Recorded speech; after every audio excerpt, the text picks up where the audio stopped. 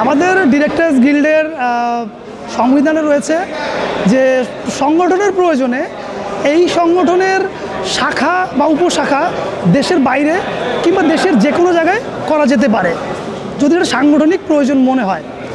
আর আমার মনে হচ্ছে যে এখন বর্তমান যুগে আন্তর্জাতিক বিশ্বের সাথে আমাদের যে যোগাযোগ এবং আমাদের সাথে ওদের যে কালচারাল কোলাবোরেশন এই দিকটার গুরুত্ব থেকে মনে হচ্ছে যে ডিরেক্টরস গিল্ডের আন্তর্জাতিক বিষয়ে একটু মনোযোগ দেওয়া উচিত।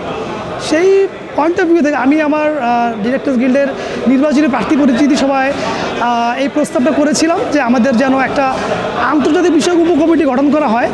আমি ডিরেক্টরস গিল্ডের বর্তমান কার্যনির্বাহী পরিষদের সদস্যদের সবাইকে ধন্যবাদ কৃতজ্ঞতা জানাচ্ছি যে তারা সেই প্রস্তাবটাকে গুরুত্ব দিয়ে এইটা গঠন করেছেন এবং আমাকে সেই উপকমিটির সদস্য হিসেবে রেখে সম্মানিত করেছেন।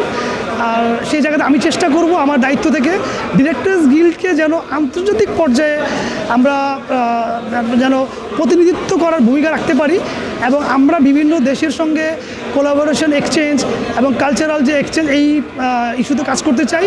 সেই প্রেক্ষিতে আমরা অলরেডি বেশ কিছু দেশের অ্যাম্বাসির সঙ্গে কথা বলেছি।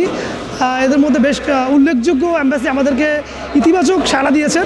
আশা করি ভবিষ্যতে ডিরেক্টরস গিল্ড আন্তর্জাতিক পর্যায়ে দেশের ভাবমূর্তি রক্ষা করায় ভূমিকা রাখবে। ধন্যবাদ বার্তা 24-কে এবং আমাদের আজকের এই দুর্যোগ পূর্তিতে কৃতজ্ঞতা জানাই সবাইকে। এবং আমি এই সংগঠনের গত প্রায় 1 যুগ ধরে সদস্য হিসেবে নিজেকে সম্মানিত বোধ করছি। ধন্যবাদ, থ্যাংক ইউ।